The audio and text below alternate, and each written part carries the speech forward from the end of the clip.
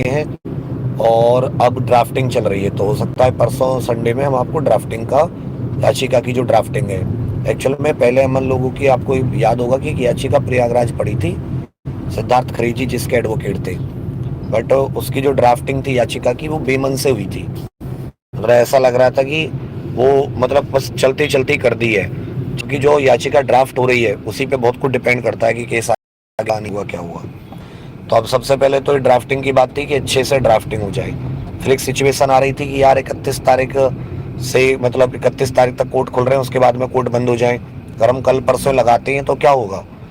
तो उसमें निकल के आया कि हम लोग अवकाशकालीन बेंच में जाएंगे, हम जून के फर्स्ट वीक में लगाएंगे, जिससे कि हमें अवकाशकालीन बैंक में ही, मतलब अवकाशकालीन बेंच में ही हमारा मुकदमा सुन लिया जाए।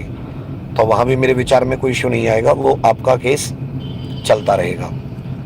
हाँ, अच्छे वकील हैं, देखते हैं कि अच्छे सबूत भी हैं और भी सबूत इकट्ठे किए जा रहे हैं, तो मुझे लगता है कि हम लोग उसमें भी अच्छे से कोई इशू नहीं आएगा, हम लोग जीतेंगे।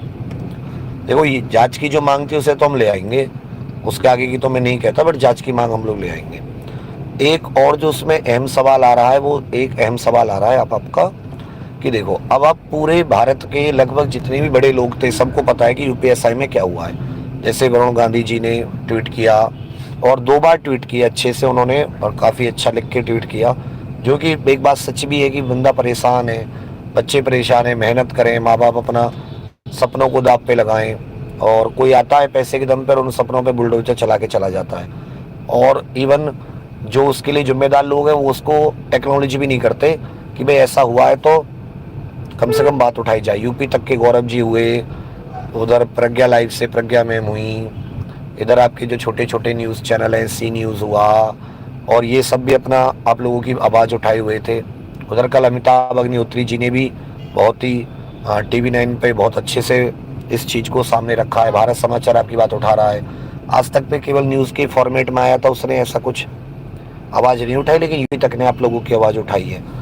और उधर आप जानते हैं कि नेता प्रतिपक्ष अखिलेश यादव जी ने भी सदन में भी ये मुद्दा उठाया है, सदन में तो काफ़ी कम समय के लिए उठाया, लेकिन हाँ उन्होंने अपनी प्रेस कॉन्फ्रेंस में। तो गवर्नमेंट मतलब समझ तो रही है इस चीज़ को, बट उसे पता है कि अगर जांच की गई तो शायद इसमें बड़ी बड़ी मुर्गियां, बड़े बड़े लोग इसमें फंस जाएंगे।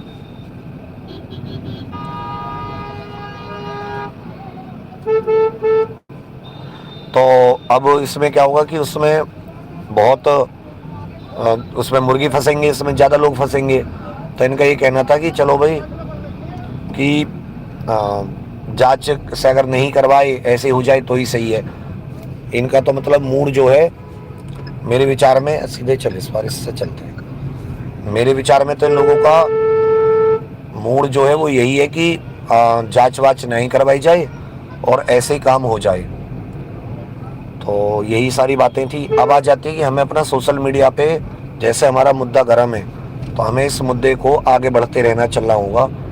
हमें सोशल मीडिया पे अपनी प्रेजेंस बनाए रखनी होगी, इज्जत से, बहुत प्रेम से, बिना किसी भी गलत शब्दों का प्रयोग किए बिना, या मतलब वैसे शब्दों का प्रयोग किए बिना हम लोगों को मतलब कोशिश करती रहनी पड़ेगी पूरी ताकत लगा के, जितनी भी हम लोग इससे सोशल मीडिया से कर पाएँ।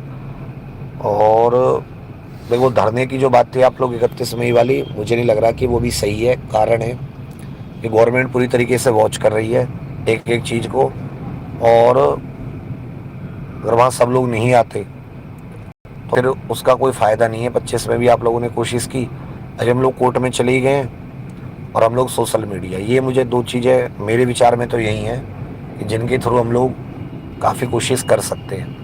बाकी अगर सब लोग रेडी होंगे 31 के लिए तो हम भी रेडी हैं। और अगर आप ये कहें कि नहीं जी मैं अकेला जाके या कोई, तो वो तो बहुत मुश्किल हो जाएगा, क्योंकि बहुत सख्ती है ऊपर से, ऐसा समझ के चलो किसी भी समय कुछ भी हो सकता है। तो मतलब वो आप समझ लेना अपने दिमाग में, जैसा भी आप समझ पाओ। दूसरी चीज़, हम लोगों को सोशल मीडिया, तो आज भी हम लोग 11 बजे से क्या करते हैं कि अभी तक हम लोग इन्वेस्टिगेशन की बात कर रहे थे, अच्छा है। अब हम लोग जो आज जो ट्विटर कैंपेन, एक छोटा सा ट्वीट हैशटैग रखते हैं, यूपीएसआई स्कैम कैपिटल में, #यूपीएसआई कैपिटल में स्कैम, SCAM, बिना कोई गैप रखे।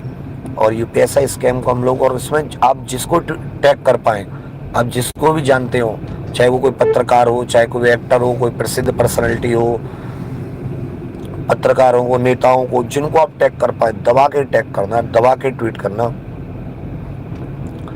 मैं कह रहा हूँ छोटी छोटी कोशिशें भी ये सब आपको याद आएंगी अगर हमारी ये बात मान ली जाती है। हजारों बच्चे निकलेंगे एक बार ये जांच होती है तो। ये कोई इतना छोटा वो नहीं है कि इसमें 100-150 को पकड़ के इन लोगों ने खाना पूर्ति कर दी, वो भी तब जब आप लोगों ने बात उठाई।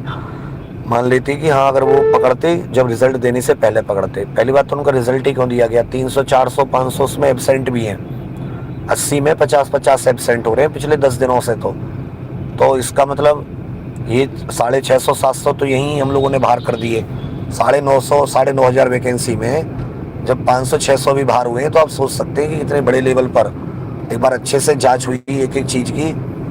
तो मुझे लगता है कि कम से कम, और इवन अब तो घर से भी कुछ लोग उठाए जा रहे हैं। मेरे सुनने में आया था, मेरे पड़ोसी गांव में से भी एक बच्चे को उठाया गया है जो एब्सेंट हो गया था। तो माहौल ये है कि अगर ये अच्छे से जांच करें तो इस समय बहुत सारी चीजें सामने आएंगी और कम से कम कई हजार के करीब लोग बाहर होंगे जिनसे कि जो मेहनत कर रहे हो आप लोगों को इसमें